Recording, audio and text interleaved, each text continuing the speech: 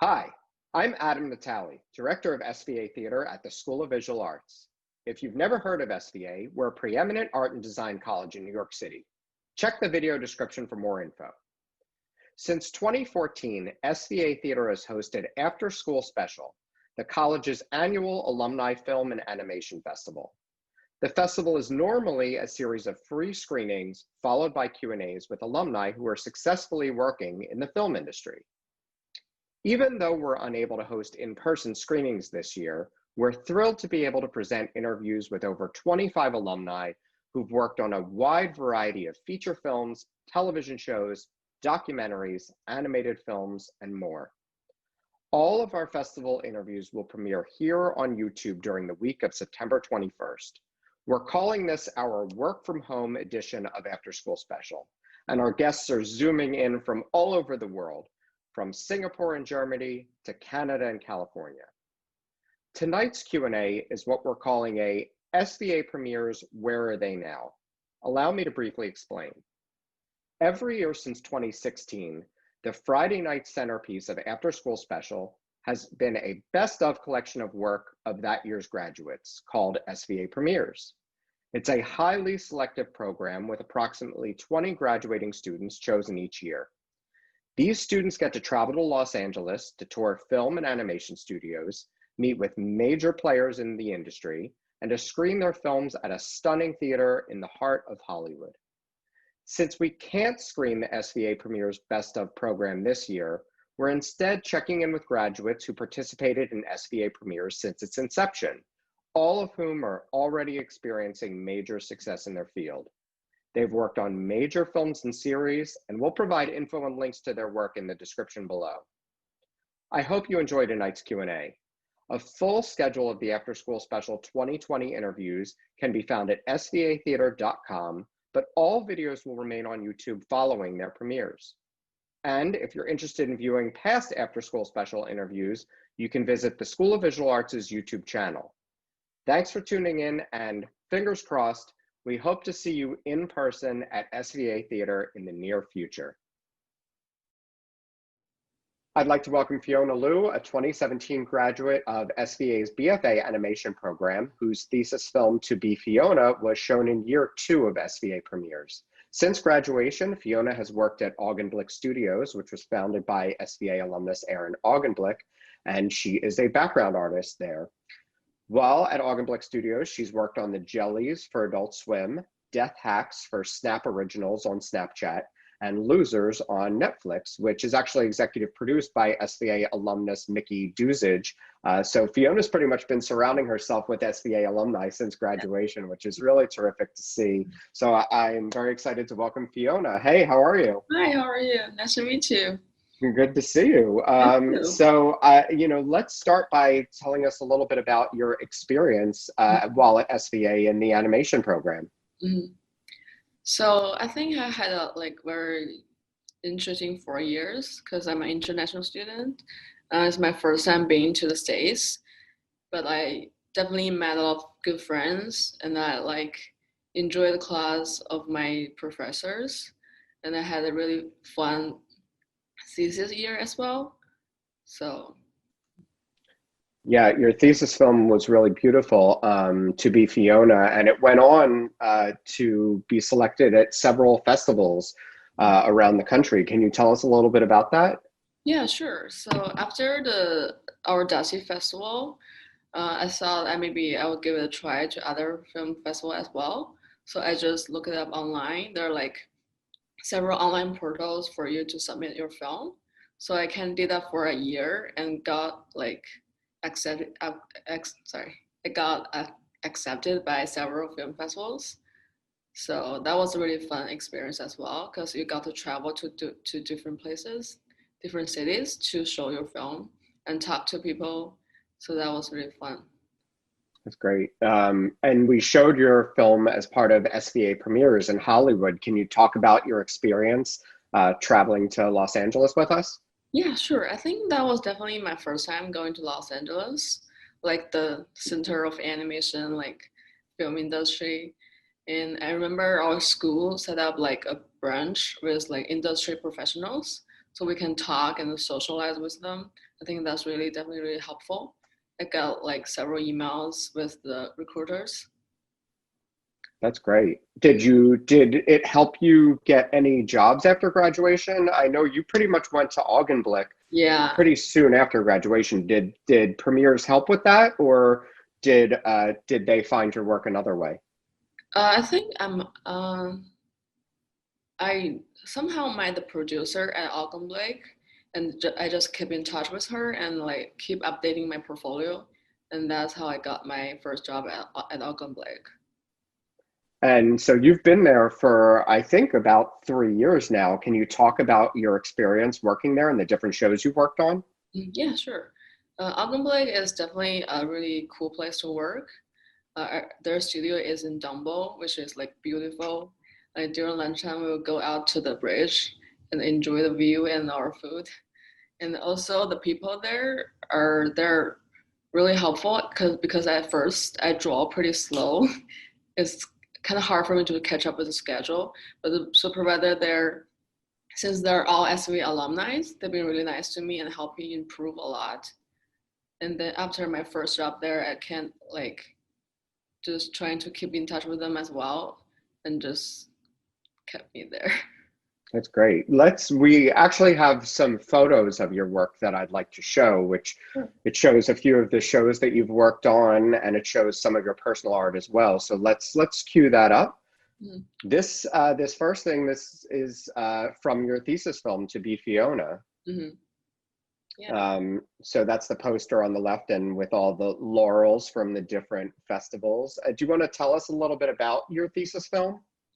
Yeah. My thesis is like my personal story during like the brainstorming process. I can like just narrow down on my personal experience because that's the story I want to tell the most. And so this story is about two little girls, but they're essentially the same person. One is a younger Fiona, another one is like 26 years old Fiona, and they had a talk about their past and like they're like looking forward to their future. It was a really beautiful work. And remind me where you're from. I know you mentioned you're international. Yeah, I'm originally from China, Beijing. Okay. So let's cue to the next one. So this is Death Hacks, which is a Snap original for Snapchat, which is interesting. Can you talk a little bit about working on this show? So I believe this show came out last week, and this is like the first vertical show I work on, which means like the aspect ratio is like as the phone, so it's like different from other TV shows or films. That's interesting. It was shot. I mean, it's animated vertically instead of horizontally. Yeah, That's really cool. Interesting. And so do you watch it through Snapchat? yeah, of course. I also watch it on YouTube as well. Oh, okay. See, I don't do Snapchat. I think I'm like one generation too old for that.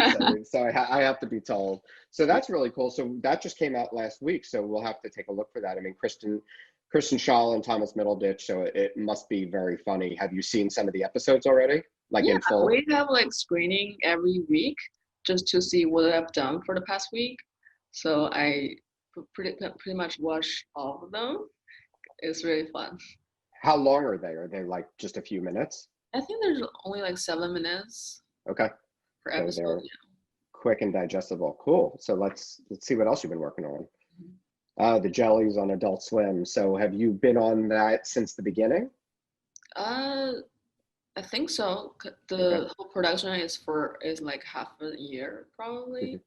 So I hop in when they start doing backgrounds, and it's like the first TV show I worked on. So it was really a challenge, but also really fun. So you mentioned this earlier that you're a background artist. So I'm just assuming that you're therefore sort of animating and creating the backgrounds for these shows. Is that correct, or is it something different? Yeah, with cause there are like different cameras, different shots, and different scenes. So we do backgrounds for those. Cool. And then Losers on Netflix is the next one. Hmm. And as I mentioned, this show was created and executive produced by SVA alumnus Mickey Hmm. Duzage, who's participated in one of our previous festivals. So this isn't a fully animated show. This is like a docu-series. So do you want to tell Yes. us about how animation is used in this? So it's actually very interesting because we animate in Photoshop because the director want to keep all the textures like the brushstroke in Photoshop. So that was really fun. And also because they combine live action and animation together, I think that create like very interesting vibe. Yeah, it's a really, really cool show. Mhm. And then next we have, it looks like you've done some illustrations and work for the Washington Post. Can you tell us a little bit about that? Yeah, sure. I think illustration is like a new field I discovered this year because I do a lot of like pre-design, pre-production for TV shows. So like drawing and into these primarily my thing. So I thought maybe I would give illustration a shot. And I happen to know this person, like they showed my work at the studio and they just hired me for a project. That's very cool. And it looks like you did this, and then there's another one that's next. Is it the same project or is it two different articles? It's two different articles. Okay. Really, really beautiful work. And then we have some of your personal art here, which I mean is really stunning and it's great. Do you spend a lot of your time on your personal art? Just sort of just collect up my time. Whenever I have time, I just sketch up some ideas. Sometimes I give me myself a theme to work on. Like for this one, it's like food, because during quarantine, I really miss like dining out. Yeah.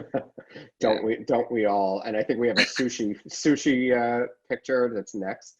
Mhm. Um, yeah, we definitely miss dining out. Did you also create this one during the pandemic? Yes. Yeah. Yeah, no, I see no one's got masks on, but that's okay. We can dream of being in a restaurant But without yeah, having a mask on. I mean, that's this is sort really of like stunning work. mm, that's sort of memorizing the dining experience before the pandemic, like the normal life. Yeah, and then you said you gave yourself a theme. I guess this theme is soccer. Like but girls playing soccer. I thought it would be like interesting dynamic because girls being powerful. Your characters are so distinct and really really beautiful. You know, you're not currently a character artist or animator, correct? You're just mainly doing background and layout. So is this something that you'd like to move into eventually, that you'd like to do character art as well? Yeah, that's definitely something I try to get myself into. Now on my current project, I am a prop designer, but I hopefully can get a designer job. But like, cause like there's only one position for character designer, so that's really hard to get in. Sure. And then we have some more of your personal work. Mhm. I mean, it's very cool, and I think your personal work would be great, and like you definitely deserve your own animated show, you know, coming up in the next few years. I'm Thank sure, you. I'm Wow. sure we will see a lot more from you. I think that's it for the pictures of your work, but yeah, just such beautiful work. It's no wonder your thesis film was accepted at all those festivals. Is there, you know, while working at Augenblick, has there been any piece that you've been really excited to work on that you really enjoyed working on? Mhm. I think I've worked on several projects and they're all very different. So, but they're also very fun because some of them are in Flash, some of them are in Photoshop, and some of them are like both live action and animation. So it's really hard to pick one. um, but if you had to pick one, Okay. I won't force you to choose. I understand, you know, you've been working during the pandemic. Are you able to tell us what you've been working on? If it's confidential, we understand, but Mm, if you can't, we'd love to hear generally what you've been up to. Uh, I don't think I can tell the name of the show, because, Hmm. but I am working at Team Mouse right now. It's Oh, okay. a preschool show, which is very different from Adult Swim. Hmm. Mhm. So And you're doing background on that as well, or is this the one that you mentioned you were yeah, doing prop. something else on? Okay. Mhm. And can you explain a little, even if you can't explain the show, can you explain the difference in that type of work? Sure. So for backgrounds, it's not typically moving, so it just is more about the environment.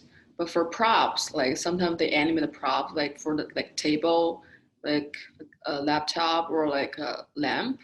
So you have to think about how they animate and how they go with the characters, the color scheme as well.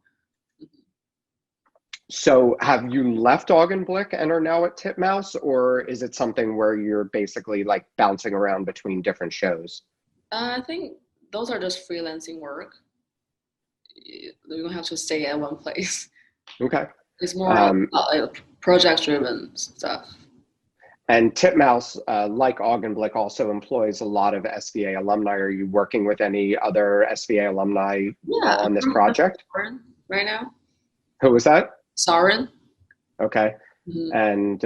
And that's cool that you, like I said, you've been surrounding yourself with Yeah, SVA alumni since graduation. Are you, while you've been working at home during the pandemic, are you generally like keeping the same time that you would when you're in a studio, or like how's like motivation for you? Mhm. I think it's definitely more effective if you keep the same schedule in the workplace, because at your home it's really easy to get like too flexible, you know. So right now I'm trying to, you know, just start my work at 10 and wrap up around 7. Hmm. Also, that keeps up with everybody's schedule because you have Zoom meetings all the time.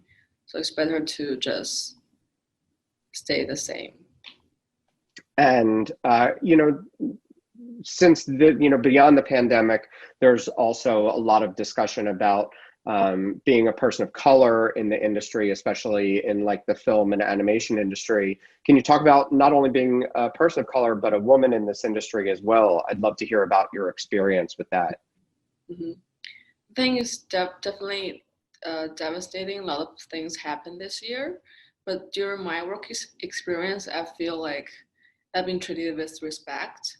My coworkers don't see me as any like special people of color or women. They don't think I am not capable of doing stuff. Instead, they just help me to improve. And also, I joined Women in Animation, their chapter in New York. So they have a lot of like experienced industry professional to share their thoughts, and they have mixers as well to help women animators grow stronger. So I think that really helps as well. That's a great organization to note.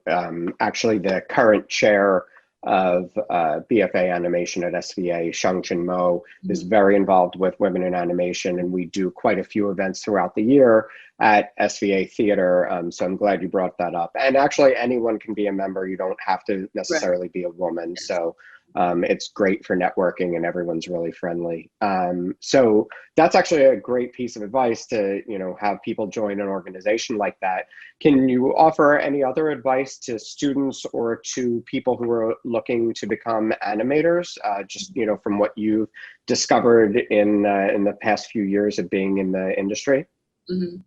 I would say definitely keep practicing, keep drawing stuff on your own time. Just don't let your work exhaust you. And also like don't be shy and make more friends. Because I was pretty shy when I was at school and then when I first start out. So I think it definitely help you when you make more friends. Because when you're freelancing, your work is mostly from your friends.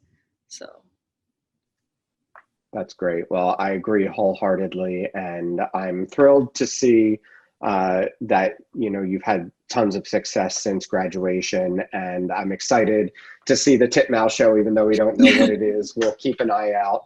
Sure. And so please keep us up to date with your work. And like I said, I'm sure down the line you're going to have your own shows, and we're going to see your character art a lot more. So congratulations on all your work thus far, and we look forward to seeing your future success. Thank you so much, Adam. All Nice right. talking to you. Be well. You too. Take Bye. care. Bye. I'd like to welcome Joe Sulcenti, a 2017 graduate of SVA's BFA animation program, whose film Fishy was shown at SVA premieres and launched Joe into the film festival world, winning his work both critical acclaim and awards at over 30 festivals. We were really thrilled when that hit it big after SVA premieres for Joe. Since graduation, Joe has worked at Titmouse Animation on such shows as Ball Masters 9009 on Adult Swim, Deadly Class on Sci-Fi, The Midnight Gospel on Netflix, which just premiered a few months ago. And from there, he worked as a lead storyboard artist and animator on Stephen Colbert's Our Cartoon President on Showtime, and also animated pieces for both Bob the Drag Queen and Ms. Cracker from RuPaul's Drag Race. He recently joined Nickelodeon, which in his words is a dream come true. So we're excited to hear more about that. And the other thing that I think Joe does so well is he's used his art several times for good. He's raised money for several charities, specifically LGBTQ charities, which he'll talk a little bit more about. But I think it's really great that he's been doing this, especially in light of the recent issues that we've been dealing with across the country. So I'm so excited to have Joe here, and let's welcome Joe. Hey, Joe, how's it going? Hi. Welcome. So, I first want to get started. You didn't graduate too long ago. So I'd love for you to talk about your experience at SVA and your experience being a part of SVA premieres where you showed Fishy.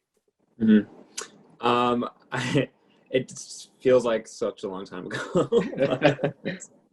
Some of my favorite memories are from SVA. I had such a great time, and I met so many amazing friends who I'm still in touch with today there.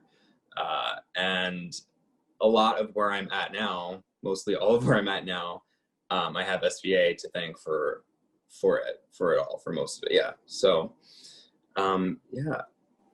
Yeah, that's great to hear. I mean, so, we showed Fishy at SVA premieres the year that you graduated, and it's a really great piece, and we'll show a piece of it in your reel in a little bit. But, I'd love to hear, how was SVA premieres that propelled you into the festivals? Did someone spot it at premieres, or did you just start submitting it widely because it was accepted into so many festivals and won several awards? So how did that process happen?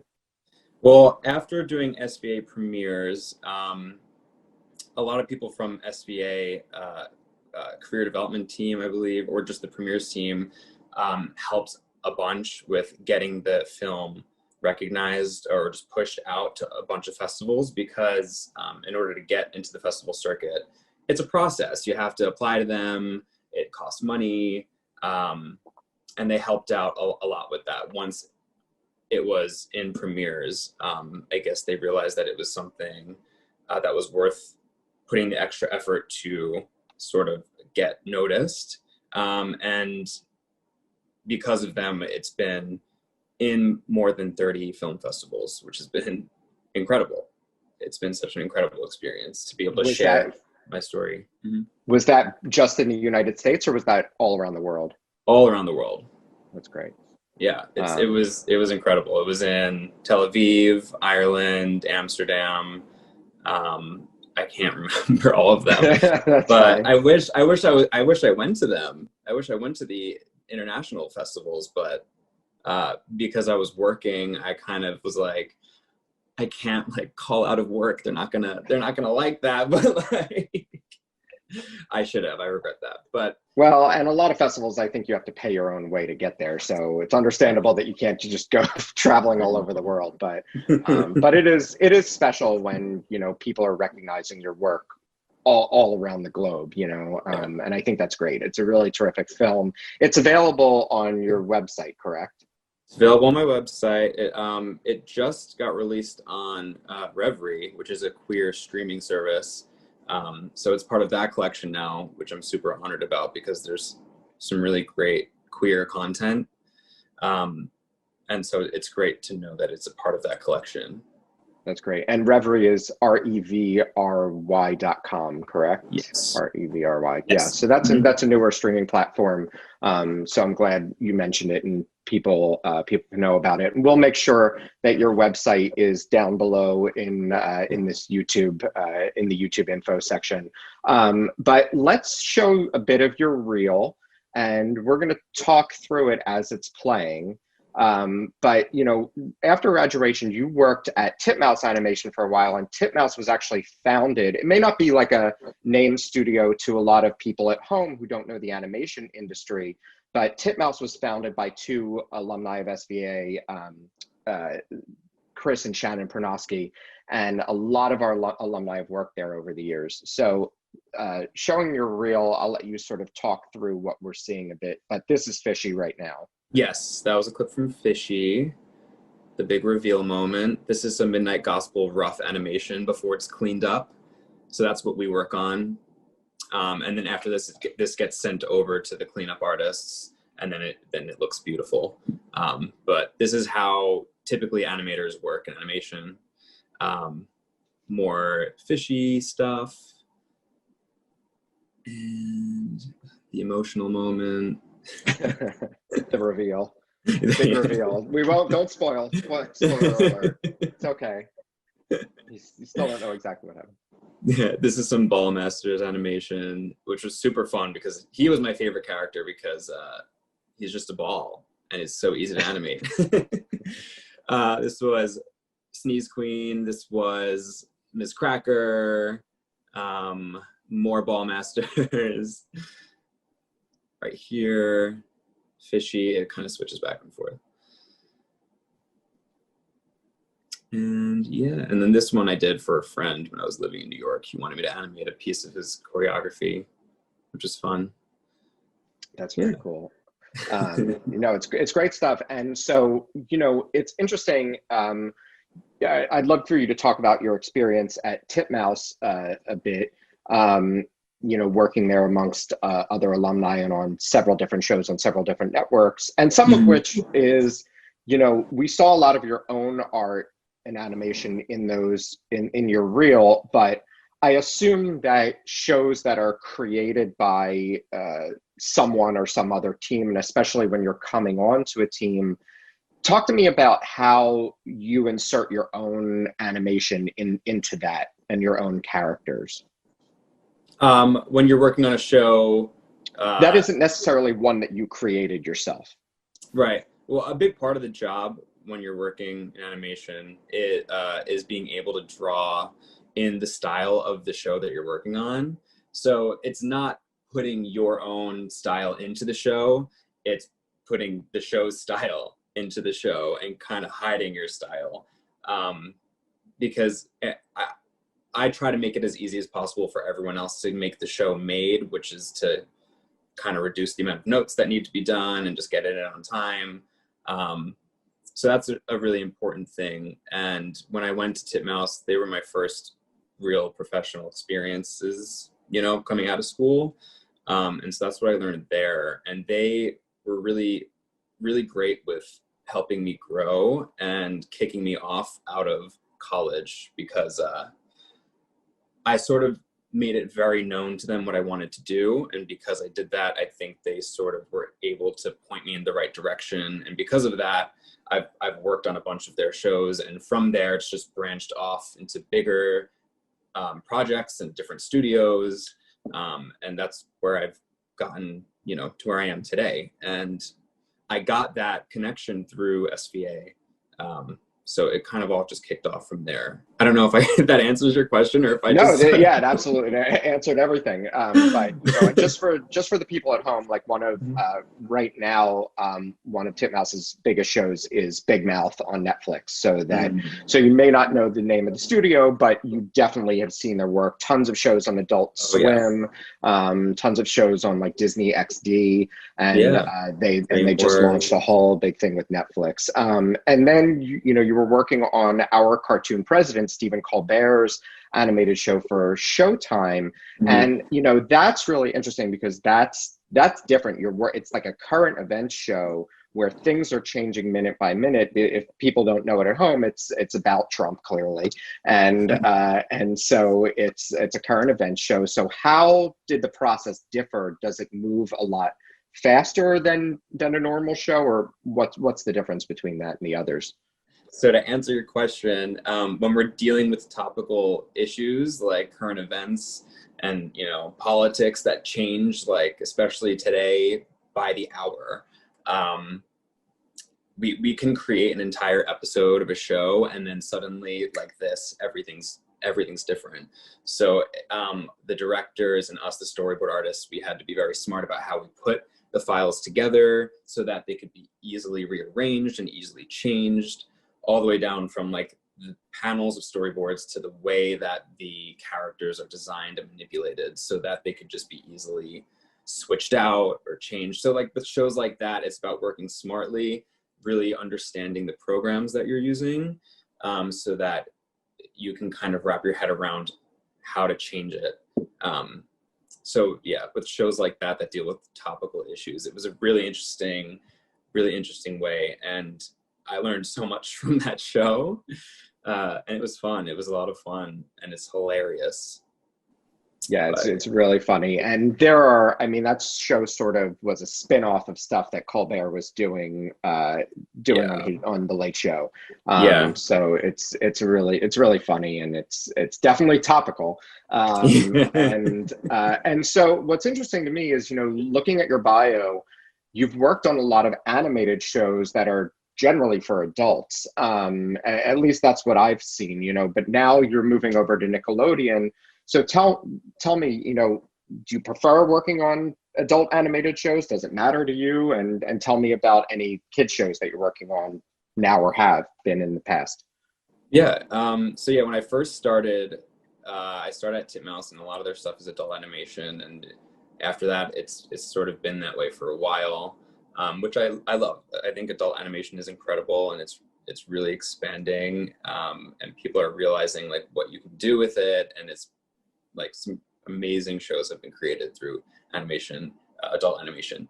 And it's fun. I had such a great time. And I always saw myself doing cartoons for kids, because that's, you know, watching Nickelodeon was what got me into animation in the first place. Like cartoon shows like SpongeBob and Fairly Odd Parents were all my favorite shows to watch, and it was because of those I was like, this is what I need to do from a very young age. And so I'm super excited to be working on some more kids stuff. Do I prefer one over the other? I don't know. I'm not sure. Not really. It's a lot of fun. You get, you know, you get different things out of both. Working in adult animation was fun because, you know, you can kind of do whatever. Sometimes there are like a lot less rules, especially on the shows that I was on, like Ballmasters and Midnight Gospel. The creators really allowed the artists to express themselves creatively through the animation, which was really cool.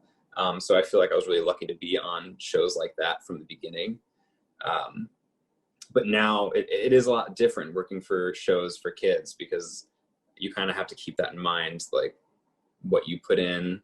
And, you know, now that I'm working for Nickelodeon, it's a much, I don't know. Well, I'm working on a show called Baby Shark now. So parents are going to love you, aren't they? And it's one of Nickelodeon's first bridge shows, which means it's sort of bridging the gap from like preschool to elementary. So it's like 6 to 11 age range. So that's pretty exciting.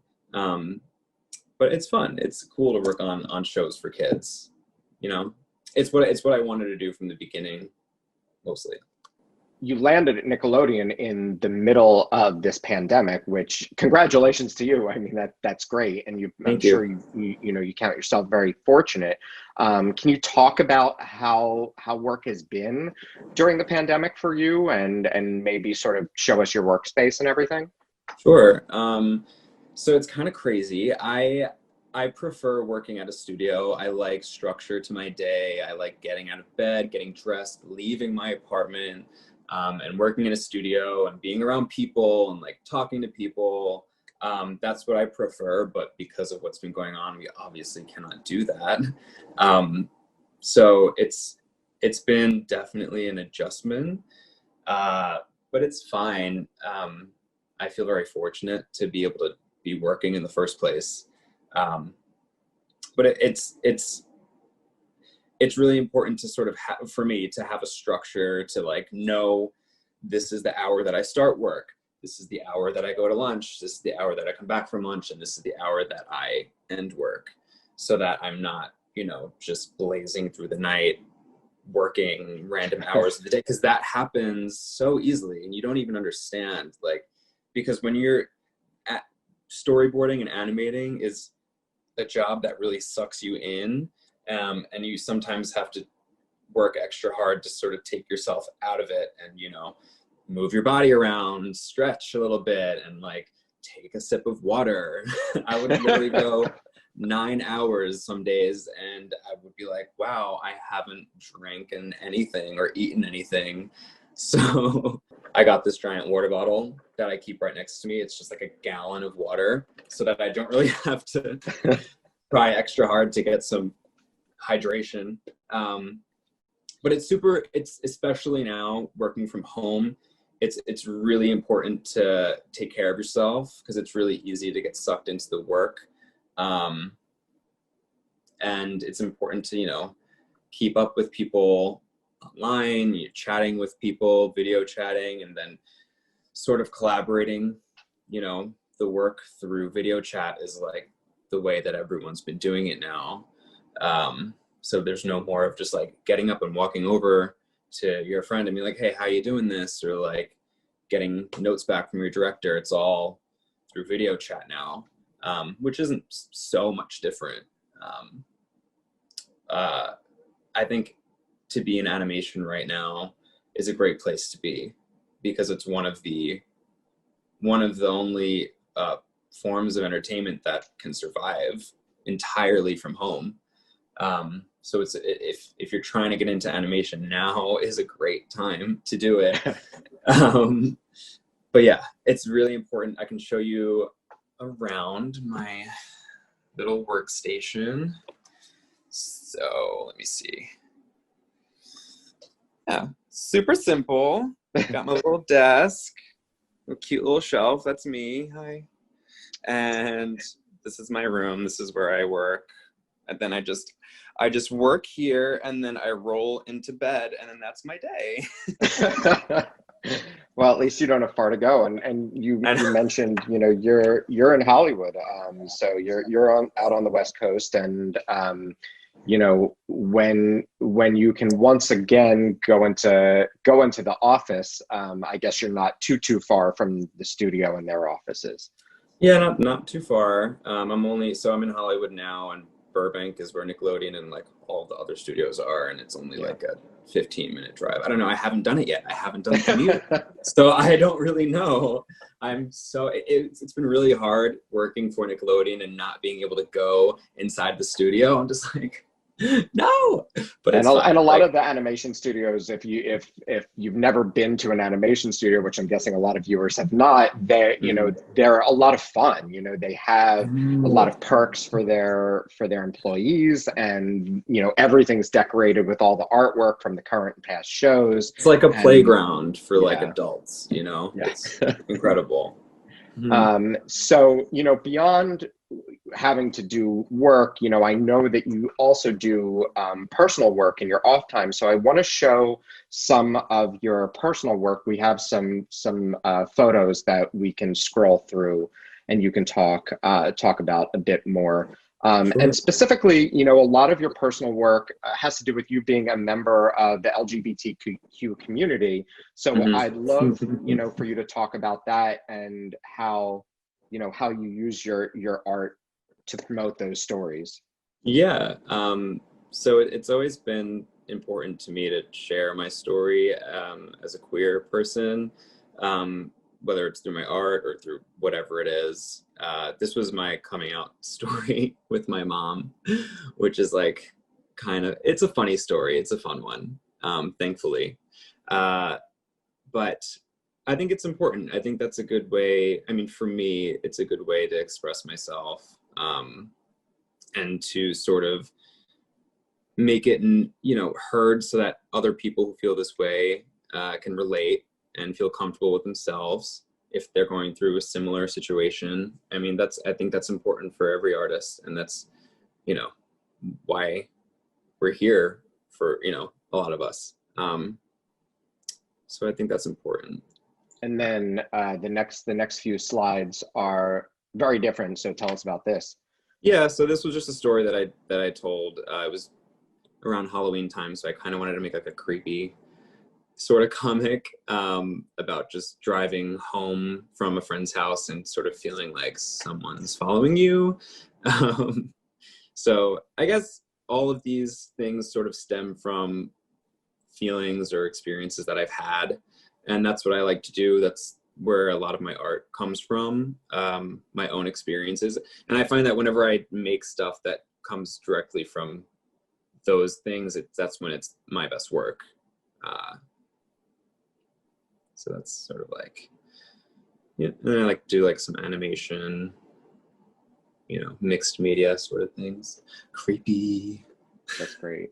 And again, you know, a lot of this stuff is available on your website, so we'll make sure that people can take a look at more of your work there, including Sneeze Queen, which we saw briefly in your reel. Do you want to talk about Sneeze Queen a bit?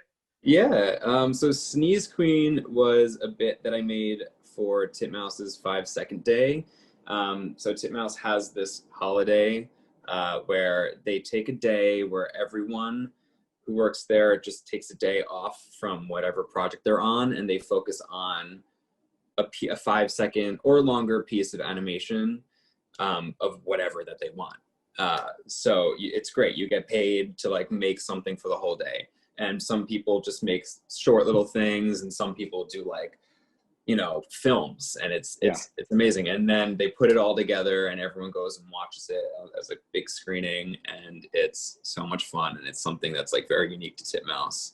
And so it was super special. So the one that I made was based off of my friend Rob, who I met at SVA. He's now one of my best friends, and he is a drag queen. He performed at, you know, in nightlife all over New York City and Brooklyn, and he's inspired me throughout my entire life knowing him. So I sort of made that for him. Him just like on the subway, and then he sneezes, and then he's in full drag and he walks off. And it got very well received from everyone. It was just something that I made for fun for him.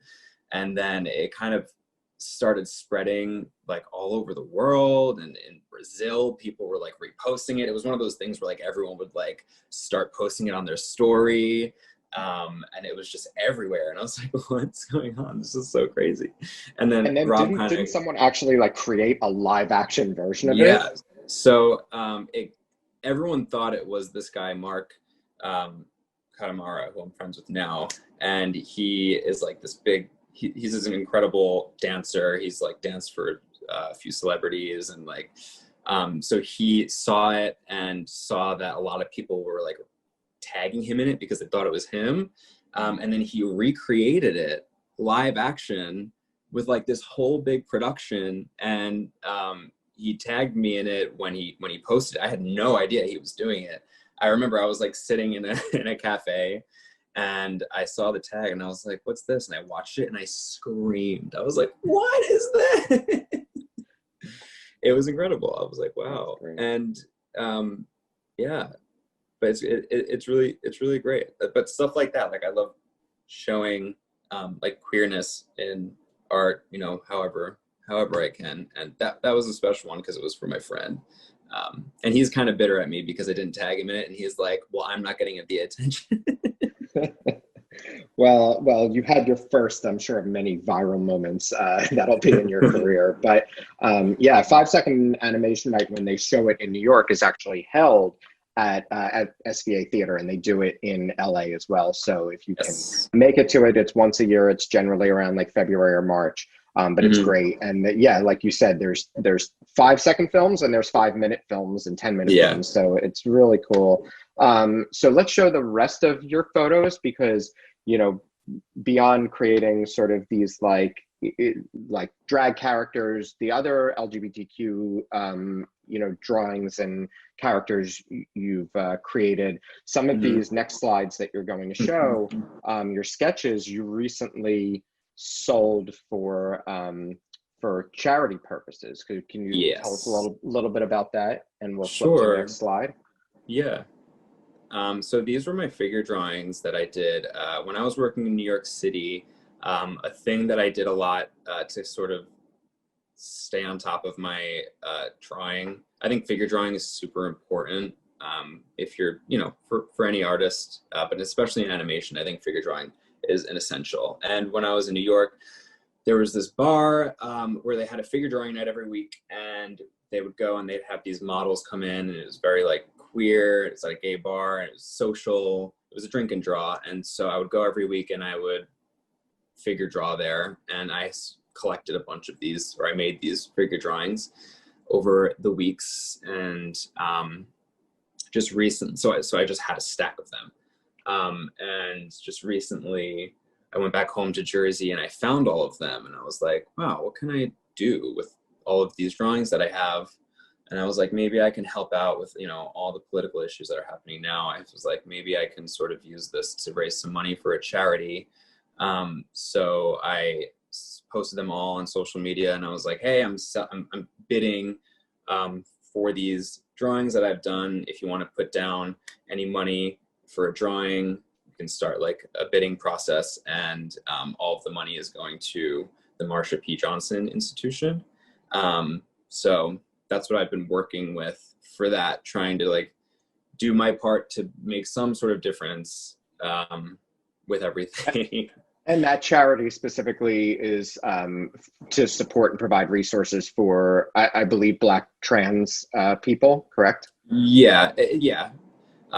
That's definitely part of it, a big part of it. Yes. Okay. Marsha P. Johnson was, you know,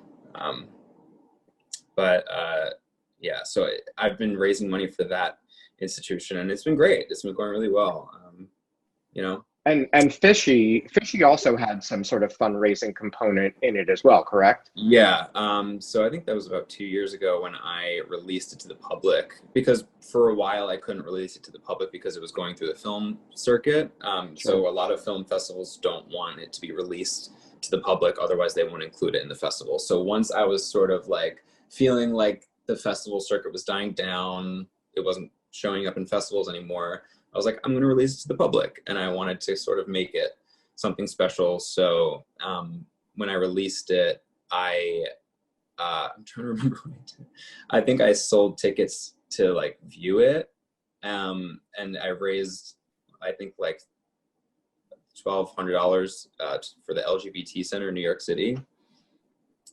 Just, you know. Great. Yeah, it's great. I mean, I think it shows that, you know, in some very easy ways that you can use your art, especially with those, you know, the figure drawings that you're like, what else could I do with this? Because people, I mean, people really wanted those figure drawings. Yeah. Like you have a great Instagram following, and people were actively bidding on those like it was an auction, and you sold quite a few of them, and I'm sure you raised a good deal of money for an important charity. So it's something that, like, I'm sure it was exciting for you and something else for you to do, you know, with your work. Yeah. And they were just sitting around. They were just, otherwise they were just like a stack in my room, you know? So I was like, what can I do here? Well, I guess now they won't go in the museum 20 years from now when you donate your collection, but people will be able to say they have they have an original. So Yeah. I think that that's really cool. And people love owning original work by young artists. I Yes. think that, so it's great that you did that. So speaking of young artists, you know, I'm sure that there are a lot of viewers who are hoping to become animators down the line. What sort of advice can you give them, especially now if they're potentially looking for work during the pandemic? I know you said animation's thriving right now, but any advice you could give them would be great. I think what helped me a lot when I was starting out, something that I did and that people took notice that I did, was I reached out to a lot of industry professionals, just like cold call, reach out to them, not even like asking for anything, maybe just to meet up or like to get some advice. There's nothing wrong with doing that. And I think I was surprised with how much response I've gotten. You know, some people think that you're like being annoying or like you don't want to bother them, but like I feel like people like helping other people. So when I was starting out, I would listen to podcasts about how there was one called Animation Network that was run by Chris Wimberly, and he would interview a bunch of people in the industry, and they would explain their stories about how they got into the industry. And so I one day reached out to him, and I was like, "Hey, I love your podcast. Was wondering if we could like talk or whatever." And so we got on the phone and we had a conversation, and then he got me in touch with someone, an animation director who I admired, who I ended up working with at Titmouse. And so that's sort of like, that's what you have to just reach out to people and like show that you have a passion for this and that you want to be a part of it. And people will totally catch on to that. And there's no shame in doing that. You know, the people that you admire, like reach out to them for sure. And try your best. Yeah. Your contact info is on your website, so now you might get inundated. Hit me up. That's great. I have lots of time. Well, I'm thrilled that you're doing so well right now and that you landed at Nickelodeon. And do you have any idea when Baby Shark might be debuting? I do. I'm not sure if I can say. If you can't say it, don't worry about it. But we'll keep an eye out for it. Maybe in the next year or so. I'm sure. Sure there'll be a lot of press around it because we know how much people love the song. Yes. But thank you so much for doing this with us and being here. And I wish you all the success in the world and stay safe and healthy. Yeah, thank you so much for having me. This is awesome. It was so good to talk to you. Of course. All right. Thanks, Joe. We'll talk soon. Bye. Bye. I'd like to welcome Yvonne Xuan Ho, a 2016 graduate of SVA's BFA animation program. She was one of the first participants in the inaugural year of SVA premieres. Since graduation, Yvonne has worked on short animated films at Augenblick Studios, and since 2017, she's been at Cartoon Network, where she storyboarded and wrote for the series We Bear Bears, which features the voices of Bobby Moynihan and Dimitri Martin. That show concluded its 5-year run in 2019 and wrapped with an hour-long movie that recently premiered at the end of June.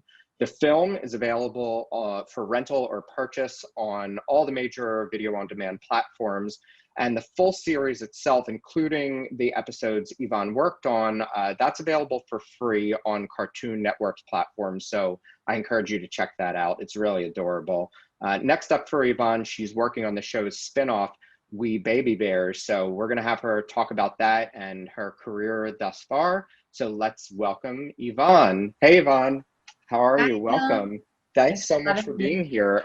So you were one of the first alumni to participate in the SVA Premieres program in 2016. Your film was Mousy and the Order of the Golden Sun, which you co-created with Silver Paul, another alumnus from the same year. And Silver actually worked on the series The Jellies on Adult Swim, as well as Amphibia, which is now on Disney Channel and I think Disney XD as well. So he's doing great as well. So we're so glad that you're both doing really well. You know, I'm thrilled to hear that you're at Cartoon Network, and you mentioned to me that being a part of SVA Premieres helped propel your career. So can you talk about your experience at SVA premieres and how it helped get you where you are today?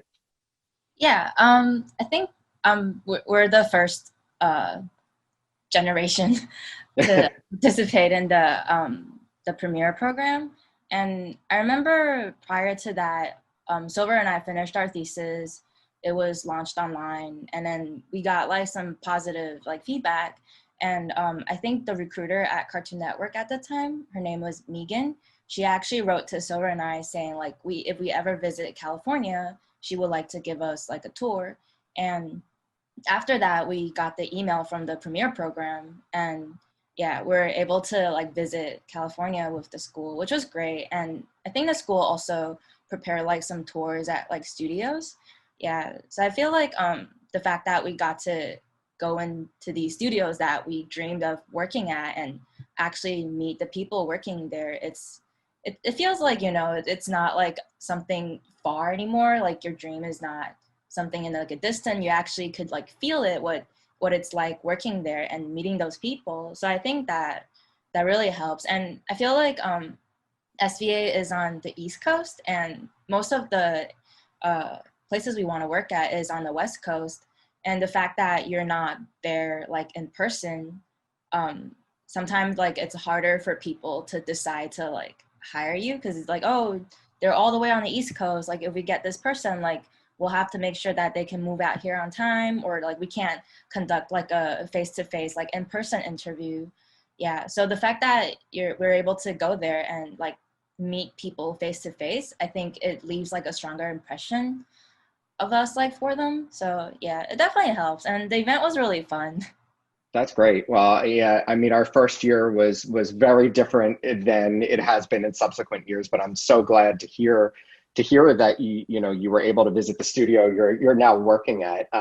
And so, you came on to We Bare Bears sort of midway through its run. It ran for 5 years, and you joined the series in 2017 as a storyboarder and a writer for the series. So how was it coming onto a series that was sort of already going on? Was that difficult, or was it pretty seamless when you entered? It was pretty smooth. I was hired as a revisionist at first, and like revisionist is kind of like a apprentice job than like a storyboard artist. And it was better that way, because I feel like when I graduate SVA, I don't really have like real life like working experience as a storyboard artist. And I feel like, my skills are still really raw. I'm still really green. And if I were to become a storyboard artist like right away, I feel like it'll be a lot of burden. But revisionist is sort of like we do fixes of storyboards from like the storyboard artists. We do like the adjustments. It's like, and we do like cleanups. Like we catch the things that they either didn't have time to wrap up, or like things that was like made adjustment after they submit the episodes. And that kind of jobs, it's like a learning process. Like it allows you to see how each board artist work and what kind of like camera move they use, like the sensibility they have in like boarding. Yeah, so it kind of like help you prepare you for like when you eventually become a storyboard artist. Yeah, and entering like a show that's been running for a while, it's like they already established like a process. So everything feels pretty smooth. Like I remember Daniel, our showrunner, used to talk about like the first season of Bears, and it's really chaotic. Like they're still figuring out how things work.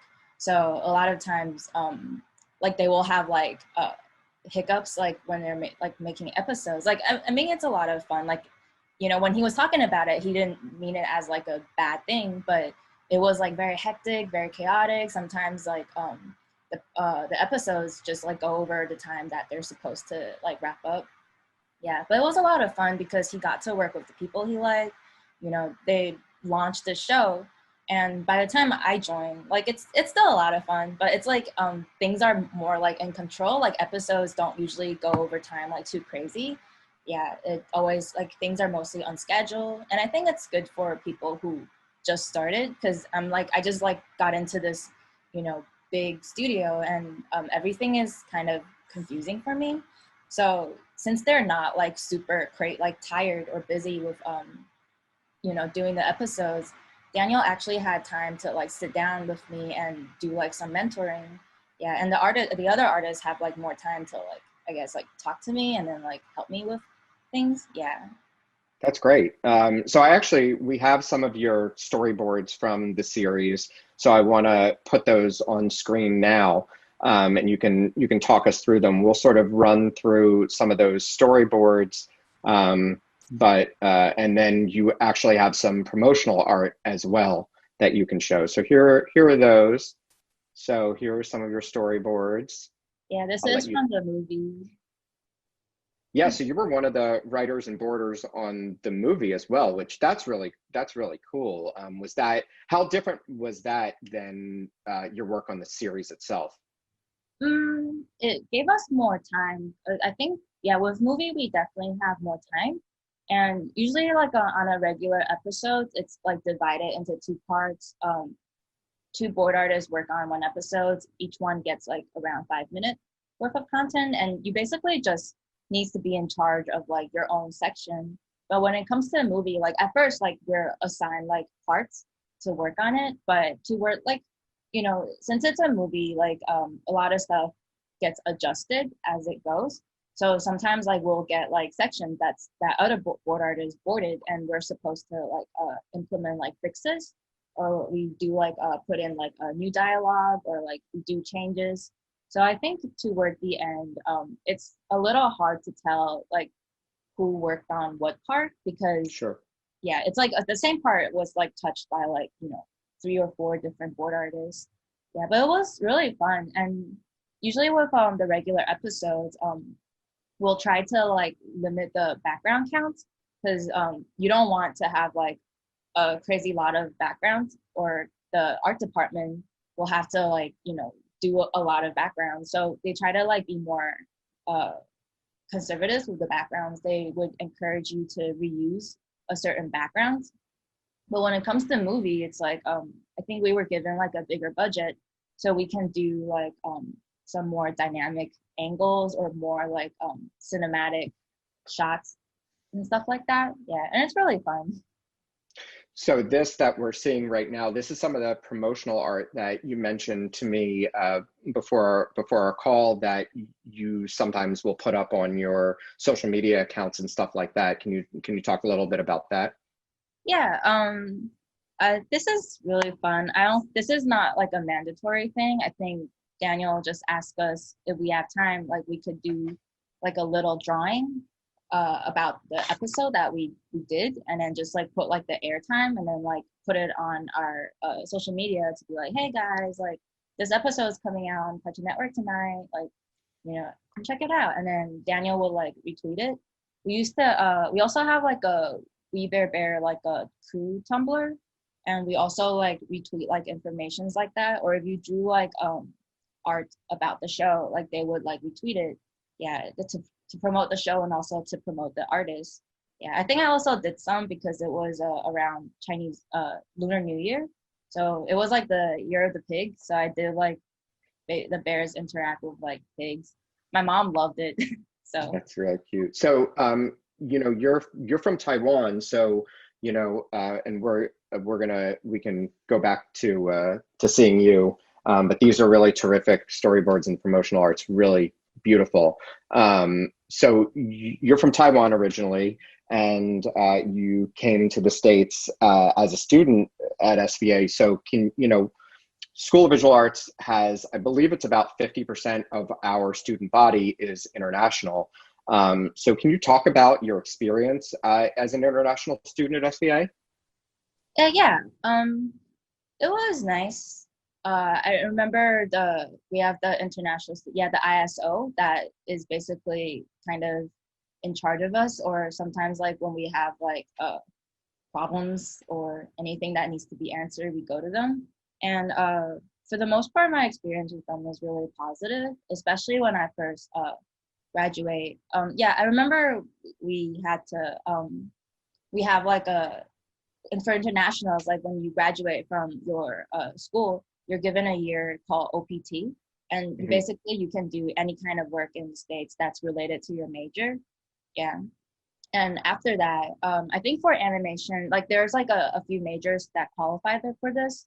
There's a thing called OPT STEM, which is like after your first year of OPT, if you're in like what they consider the STEM major, you can apply for OPT STEM and you can stay in the States for like additional 2 years.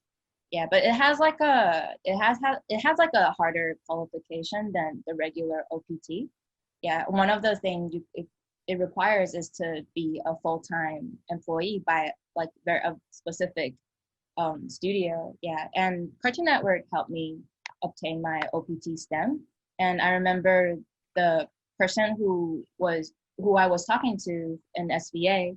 I think her name was Regina. I think she left the school after that, but she was very helpful. Yeah, like every time I called, like she was always there. She gave me like very thorough notes. Yeah, and yeah. Oh, I also host like seminars for like international students. So if you're an international student and you want to know more about like, you know, what it's like to find jobs like after you graduate, you definitely pay attention to all the ISO emails because they do like seminars. They have like lawyers come over and talk to you about visas and stuff like that. Yeah, very helpful. And yeah. And so, you know, being an Asian woman in the animation industry, have you faced any challenges related to that, or anything that you want to talk about, or any advice that you could give to either women or Asian women or students in general about breaking into the industry? My experiment for the most part has been pretty positive. Like, when I got on Bears, like each show is like a little different, even though they all belong to like the same studio whatsoever. But Bears is really accepting, and there's actually a lot of like Asian artists working there, Asian women especially working on Bears. So I don't feel like, you know, I'm like not part of it. Yeah. Most of the shows at Cartoon Network, like the people are really nice. They're really chill. But I think, you know, recently there's the BLM movement, and, you know, a lot of studios were forced to recognize that they don't have enough of like Black, Indigenous, people of color artists working there. Even though when I first joined, like I felt like, oh, the studio is pretty diverse. It's like really accepting, especially like with women and stuff. Yeah, but then like later it's like you notice like, oh, well, they hire people of color, but a lot of them are like Asians or like light skinned people of color. So I think what I do think it's good because the artists at Cartoon Network, like they actually brought it upon themselves to make it into like a case, and they actually have like meetings about like the racial equality stuff, and like they wrote like petition letters to the studio. Yeah, and the studio actually responded. I don't know if it's out of pressure or, yeah, but I feel like, you know, at least they responded. It shows like some kind of initiative. So it feels like this is not like an environment where you feel like you can't say a certain things.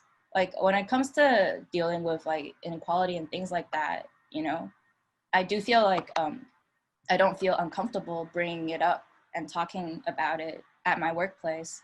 Yeah. That's good to hear, because we have a number of alumni who work or have worked at Cartoon Network over the years. So I'm glad to hear that. And actually, the studio you worked for first, Augenblick, Aaron Augenblick is an SVA alum as well, and several of our alumni have worked there as well. So let's talk about working during the pandemic. You've been working from home, I assume, this whole time. It looks like we're in your studio. I see your art in the background. We could, if you want to give us a glimpse, we could take a look. Yeah. But tell us about how working from home has been for you. How do you stay motivated? Oh, at first it was pretty hard because I'm a pretty outgoing person. Like I like people energy, and I really like my coworkers. Yeah, one of the things that motivates me to go to work every day, other than because my job is really fun and I love it, is because the people that I work with are really cool. Like, yeah, like, I think we always like talk about like random stuff during lunchtime. Like we'll do like potluck and stuff. So I really miss that. And when it first started, when the quarantine first started, like I'm really grateful that I still have a job, because I've seen many that, you know, lost their job, or, they went on like their job is like frozen and they can't go to work. Yeah, and it's really scary. I'm grateful that I still have a job. Although like at first, like working from home, it's a little challenging, because suddenly like all I have left is like to talk to is like my roommate, and he's been great. So yeah, he always let me, you know, complain about things to him. Yeah, he always listens. Yeah, but I definitely miss like my coworkers. I think my the people on our crew, they started like a Discord channel, and we have like a messenger group, so we could still like kind of like talk about things. We could still talk about our lives. We could still. I think they also did like a kind of like a video call session like from time to time. Yeah, and That's good. that So also helped. Yeah. what can you tell us what you're working on right now, since We Bare Bears is officially no longer, and what's next? Yeah. Oh yeah. This is my workstation. You could Oh, see. cool. Yeah. To my Cintiq and my computer.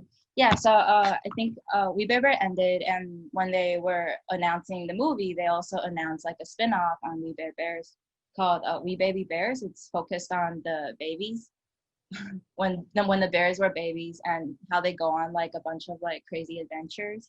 Yeah, the show's, I say it's pretty different from the original show, but the crew's really nice.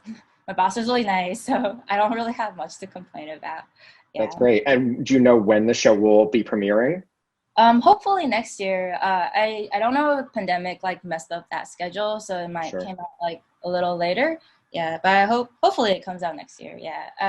It will be really great to finally show like people the stuff that we've been working on. Yeah, and all the art we've been doing. Yeah. That's great. And I watched one of your episodes, I think from season 4, that you wrote and boarded for. It was called Ramen, and that featured the baby bears. So we caught a glimpse of your work, that's upcoming. That was a Yeah. really adorable episode. Oh, thank you. Yeah. Yeah, Ramen was one of the first episode I boarded on. Yeah, I remember it was kind of bumpy, because I was still trying to figure out like how to like write the dialogues and how to like board it properly. Yeah, but my crew was really patient with me. My partner was patient with me, and I'm glad that the way it came out. I actually really liked that episode. Yeah, I think it's a really adorable episode, and I think it bodes well for that We Baby Bears will be a success, because it was totally fun to watch. And these episodes, I don't know if we said it, but they're 10 minutes, so they're really short and digestible, whether it be for kids who have a short attention span, or for adults who want to watch it, because I mean, they're totally funny to adults as well, which is great. And I think that's a real highlight of the series. I see in your background, it looks like you have personal art as well up, and so you sent us a few pieces that I'd like to show as well. And if you want to tell us your website, because I know you have a website of all of your art, and you can talk about these pieces. But I know in your spare time you do personal art and specific like comic book art, so I'll let you speak to these pieces.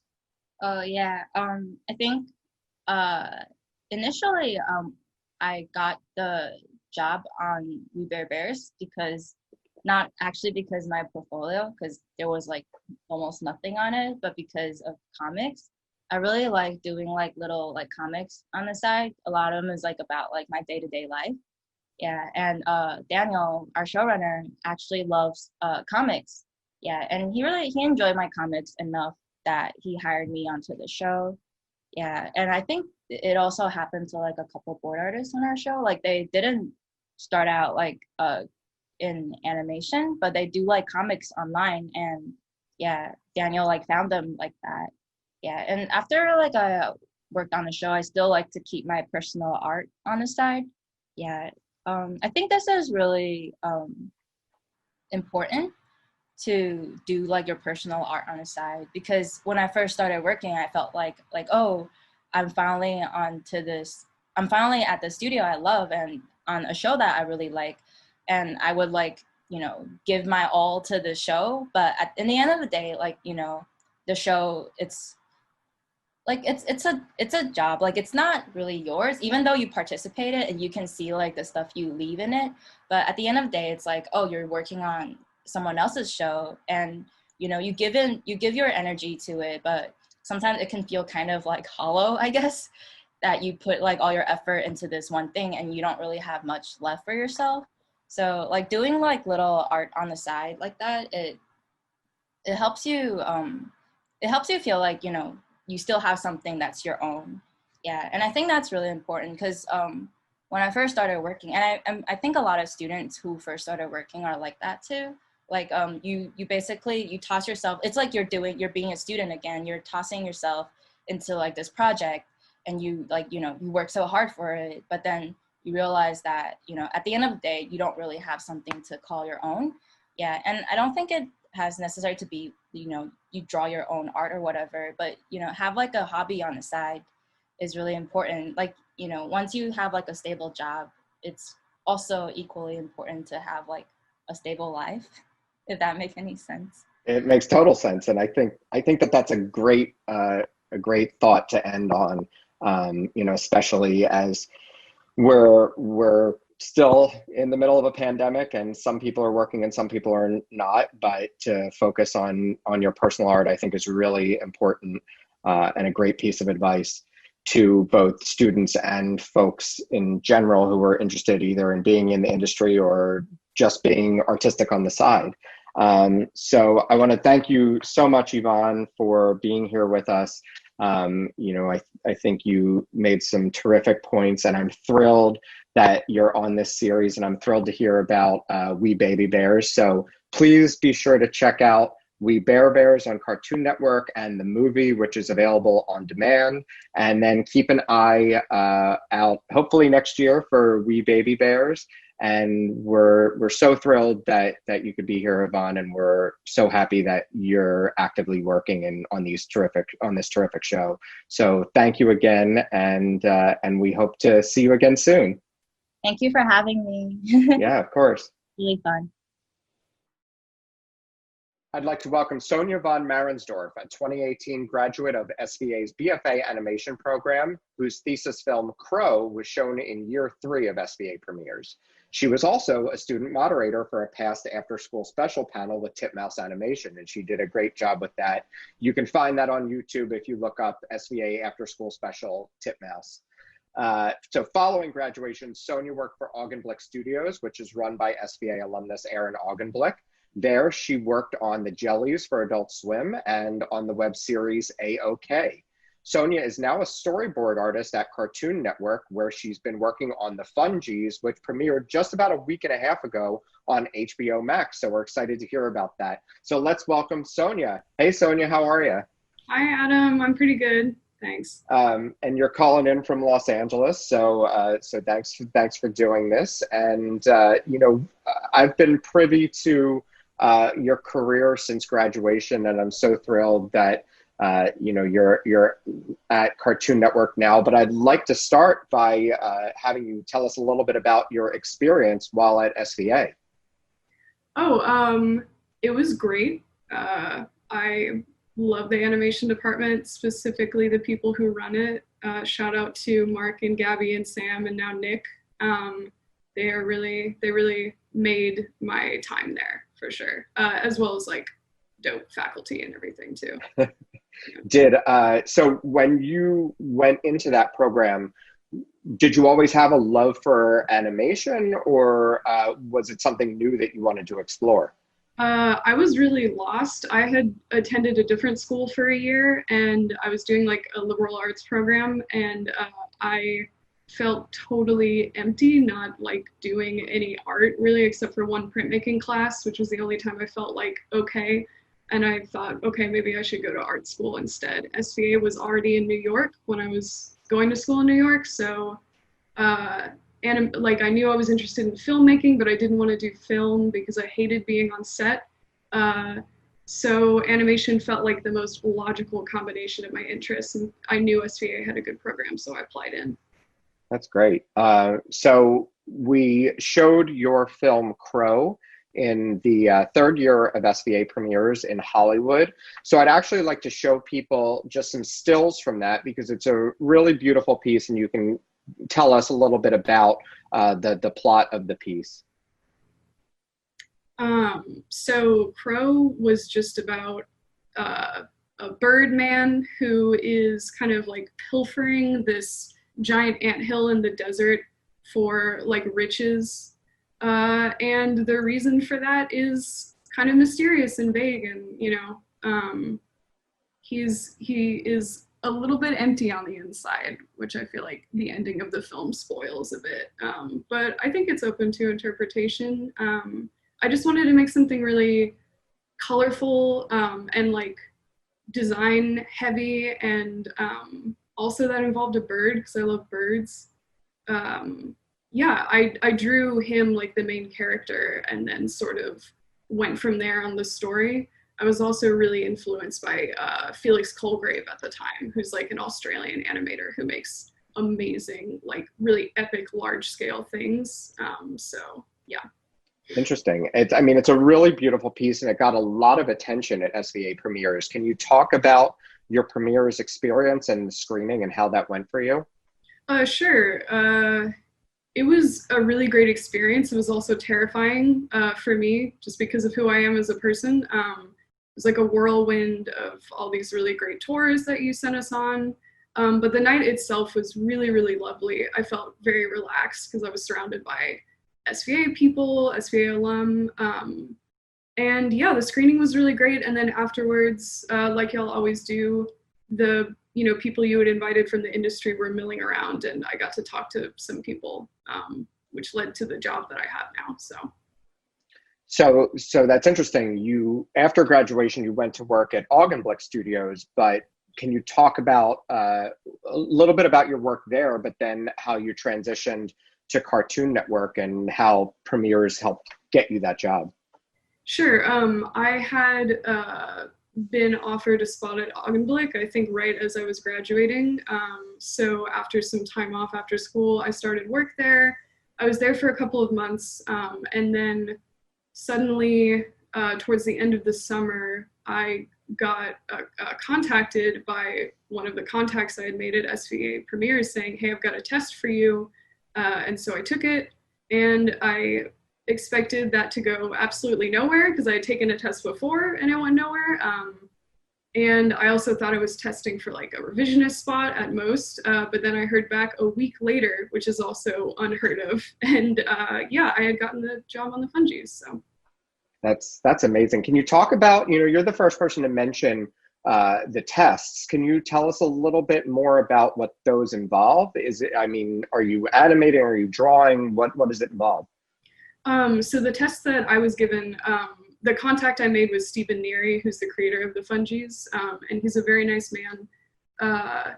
His test is, I don't know, like if I can describe it in perfect detail, whether that's allowed, but typically, typically a storyboard test involves you making storyboards. So if it's a script-driven show, they'll probably give you a page or two of the script and say, board this, with some like design reference to go off of.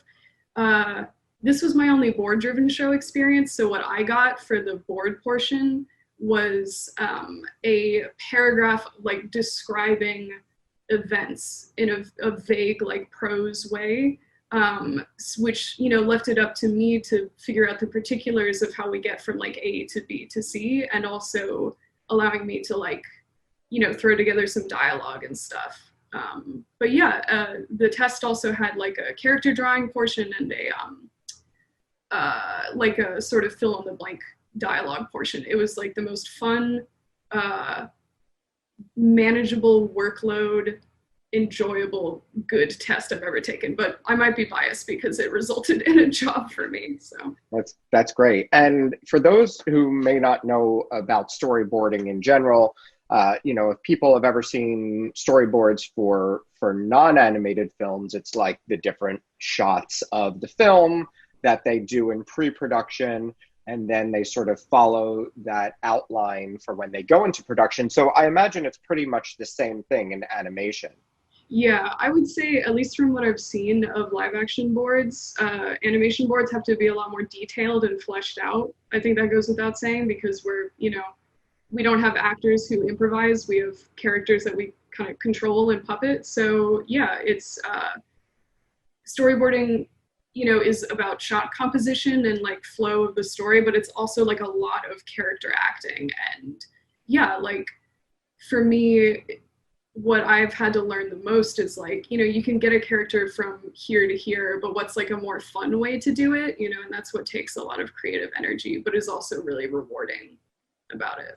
That's really interesting. And I've heard, and I don't know if this is sort of an end goal for you, but a lot of storyboard artists eventually become directors of animated series or animated films. Is that sort of the end goal, or are you more looking to develop your own animated series or film? You have your character art is very distinct, especially looking at Crow. So what's sort of your 5 or 10 year plan, do you think? I think because it's the year of our Lord 2020, I don't really have a 5 or 10 year plan right now. That's fine. Yeah. It's a little bit hazy. But I do see, like, I would like to direct in the future and get that experience and like leadership experience. Because it just seems fun, like based off what I've observed from the directors on our show, like they get to have like a lot of creative input. It's a very hard and like challenging job, but it seems really, really rewarding in a new and fun way. Yeah, I think I like the idea of having my own show someday. I don't know about whether I would like it in practice, so it's something I'm still processing and thinking about. Yeah, I think first I need to make room in my life to actually work on personal work and make sure I'm stoking that fire for myself, because right now I don't have much to develop, but I would like to get there. Well, why don't you tell us a little bit more about the Fungies? Like I said, it's being developed at Cartoon Network, but it's being shown on HBO Max. Tell us a little bit about it. You've described your work storyboarding it, but now that it just premiered a few weeks ago, what's the reaction been? How do you think the final product looks? I think it looks beautiful. I think it's a great show. It's my favorite show, but I work on it, and I love it, and I'm invested in it. Yeah, I think there's been some nice positive reactions to it online. It is aimed at like a younger audience, so I don't know if it's going to get the same sort of like fervor that other shows get. But the people who have watched it seem to like it and respond nicely to it, so that's really great. I think the show looks gorgeous and, doesn't quite look like anything else on TV right now, particularly because all of our backgrounds are drawn by hand and pencil, scanned in, and then painted digitally. And I think that gives the show a really like both retro and also like timeless look. I find it really nice to look at on the big TV. It's great. And so, this series was clearly in production during the pandemic. So can you talk, I'm guessing it was in at least pre-production, if not in the middle of it, when this all hit. Can you talk about how the pandemic has impacted the series?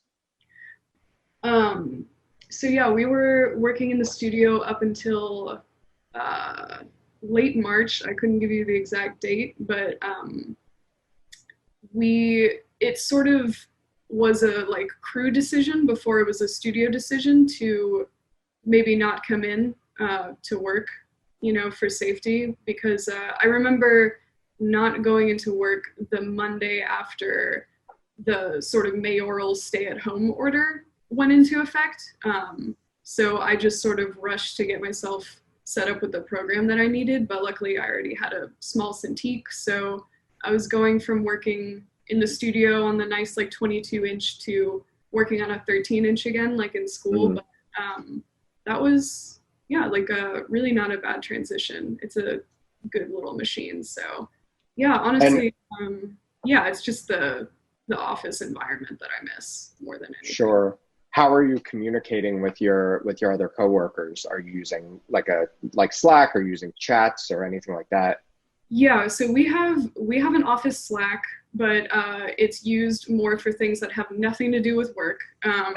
So most of the time, yeah, like all the important communication that I do is totally over my company email. We try to keep it company email and away from personal for the most part. And yeah, I really, I have the phone numbers of some of my coworkers, not all of them. So I try to send text messages to the people who like most rely on me like delivering certain things at certain times, to let them know that I've done that. But I try not to like abuse it with like, sending a bunch of rapid fire questions, or, sort of like encroaching on people's, time too much during the work week. Sure. And do you find yourself generally staying on the same routine during the work week? Do you find your motivation to be sort of up and down? How's sort of pandemic work been for you? Yeah, I mean, I genuinely think that like work feels different and life feels different almost every week, I feel like it's always kind of a dawn of a new era. Every Monday is like, okay, what needs to get done for me to stay sane and to keep doing the work? And luckily the work is really rewarding and makes me very happy. So it's, it typically gives me more energy than it drains from me once I can get to that point of working on it.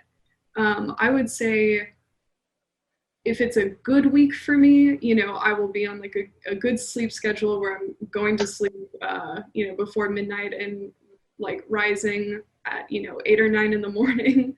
And yeah, like if I can be really on task, then I can be finished working, at like 3 or 4 p.m.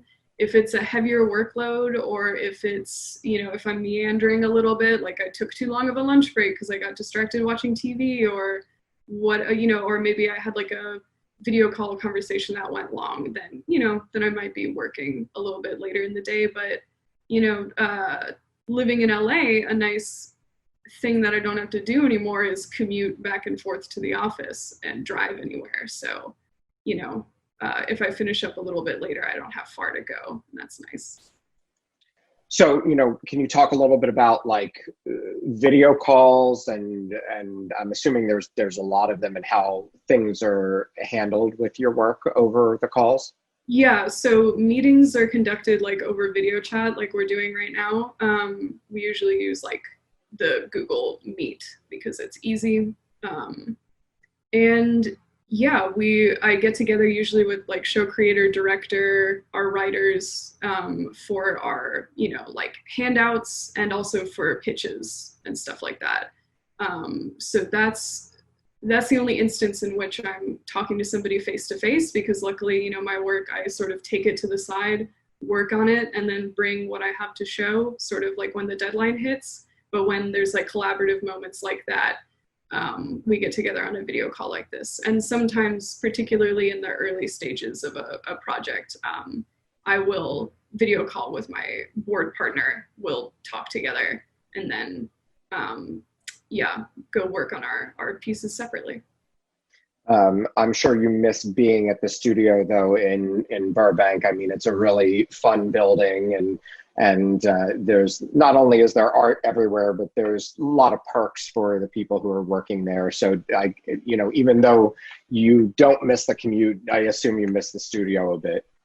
Yeah, I miss the studio, and the building is very nice. I like the food trucks that come. I like, playing video games with people. I like the coffee that's there, and the snacks that are there. It's very much like an adult daycare, but I am an adult. So, working from home in a very comfortable, nice, place is not a huge loss, but I do miss just the community aspect of it and the people that I work with, and face-to-face human contact.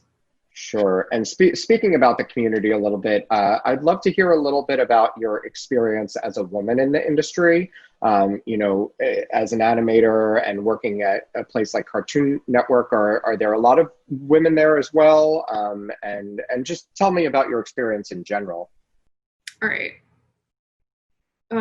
So I think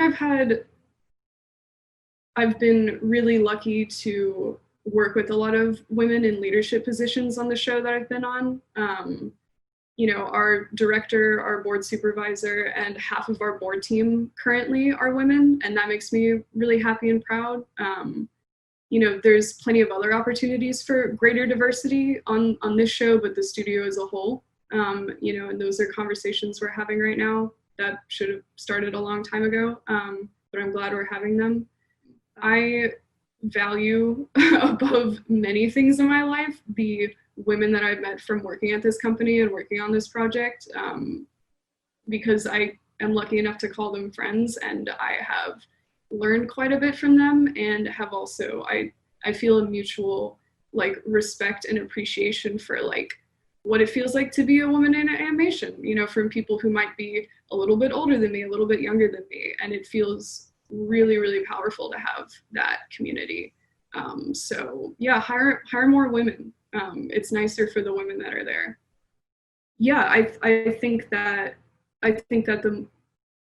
as more women came into the office and into the show that I work on, I've found myself feeling more and more comfortable. So that's a great piece of advice that you are offering to the studios, but now I'd love for you to offer some advice to students or anyone else who's looking to get involved in this industry. Yeah, I think the biggest piece of advice for just getting your feet in there is be a good person to work with. Just be a good coworker. I think that ego is the worst thing you can bring into a job. And I think that we can all fall into that, but it's about recognizing who depends on you with delivering your work and of being on time, because it's not just about you and your employment, it's about the team of people. This is an extremely collaborative industry and art medium. So be respectful of other people's time. And if you don't know how everything works, be willing to listen to how other departments get their jobs done, because often it is a giant chain, I think, especially with storyboarding, of a lot of the decisions that you make affect design, production, and everybody down the line. And if you can be a compassionate, collaborative person early on in the process, you make the experience better for everybody down the chain, and up the chain. And yeah, no one job is more important than the others, and you should act like it and respect people. And then the only other bit of advice is, particularly for young people going into the industry, I think it's really easy for places to offer you rates that are not good, and not just not good, but barely livable, especially in a town like New York. And so I would just say communicate with people that you graduate with, communicate people in your same age group that you're working alongside of, and talk about your rates, talk about what you're getting paid, and record it and save paper trails of things, and don't be afraid to ask what you deserve to be making, and talk to people who have been in there longer. And you don't always have the same leverage or bargaining power as the people who are vets in the industry, but you still 100% have the ability to ask for livable wages, and for fair wages, even if you are young, even if you are inexperienced. And I know it's very scary to ask for those kinds of things, but it's very important because it affects the entire ecosystem of the industry. And yeah, a really good resource to check out is Lightbox. They are a group who compiles a lot of wage information from animators, from illustrators, from people working, in visual media like that, and are freelancing typically to talk about the wages that they're getting paid. So yeah, check that out and contribute to it. It's a great piece of advice. Thank you for sharing that. I think you have so much wisdom, and you're still so young, and there's so much more. You have such a great career ahead of you. So I'm thrilled that you've been working, and I'm thrilled that the Fungies just debuted, so we can see your work on HBO Max. And I'm so excited that SVA premieres specifically, help propel your career. Sonia, you're, as I said, wise beyond your years. Your work is excellent, and I can't wait to see where you go from here. So thank you so much for being here with us, and we'll look forward to seeing your work in the future. Thanks, Adam. Thanks for having me. Bye. Bye. Thanks so much for watching. We hope you enjoyed this Q&A and hope you'll check out our other after-school special videos on the School of Visual Arts' YouTube channel. Thank you for your interest in and support of SVA and its alumni, and for your support of the arts in general. Stay safe, stay healthy, and be well.